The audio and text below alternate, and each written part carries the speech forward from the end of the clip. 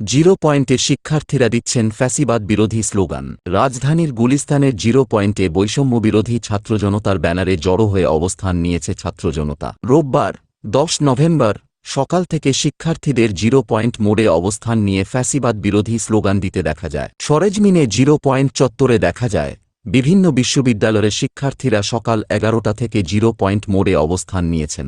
এ সময় তারা আমার সোনার বাংলায় ফ্যাসিবাদের ঠাঁই নাই, একটা লিগ ধর, দিয়েছি তো রক্ত, আরও দেব রক্ত, উই ওয়ান্ট জাস্টিস জাস্টিস সহ নানারকম স্লোগান দিতে থাকেন। শিক্ষার্থী নাইমুর বলেন, যে দল ও সরকার দেশে ফ্যাসিবাদকে চূড়ান্ত পর্যায়ে নিয়ে গিয়েছিল, আমার ভাই বোনদের হত্যা করেছিল, তাদের ক্ষেত্রে কোনো ছাড় নেই।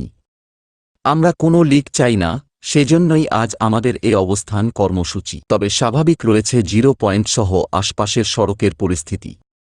যানবাহন চলাচল সহ স্বাভাবিকভাবেই সাধারণ মানুষকে চলাফেরা করতে দেখা গেছে। এদিকে সমাবেশ ঘিরে সতর্ক অবস্থানে দেখা গেছে পুলিশকে। সচিবালয় রোডের সামনে উল্লেখযোগ্য পরিমাণে পুলিশ ও গোয়েন্দা সংস্থার লোকজনের উপস্থিতি রয়েছে।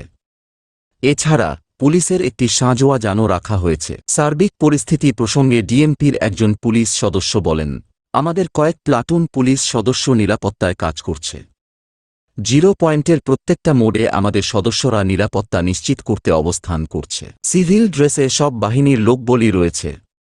আজকের কর্মসূচি উপলক্ষে সকাল থেকে রাত পর্যন্ত আমরা অবস্থান করব। এর আগে ছাত্রজনতার গণভ্যুত্থানে ক্ষমতাচ্যুত দল আওয়ামী লীগ গণতন্ত্র পুনরুদ্ধারে সবাইকে সমবেত হওয়ার ডাক দিয়ে রোববার বিকেল ৩টায় গুলিস্তানের জিরো পয়েন্টের নূর হোসেন চত্বরে নেতাকর্মীদের সমবেত হওয়ার নির্দেশনা দেয়। এর পাল্টা কর্মসূচি হিসেবে স্বৈরাচার আওয়ামী লীগের বিচারের দাবিতে একই স্থানে গণজমায়েতের ঘোষণা দিয়েছে বৈষম্য বিরোধী ছাত্র আন্দোলন।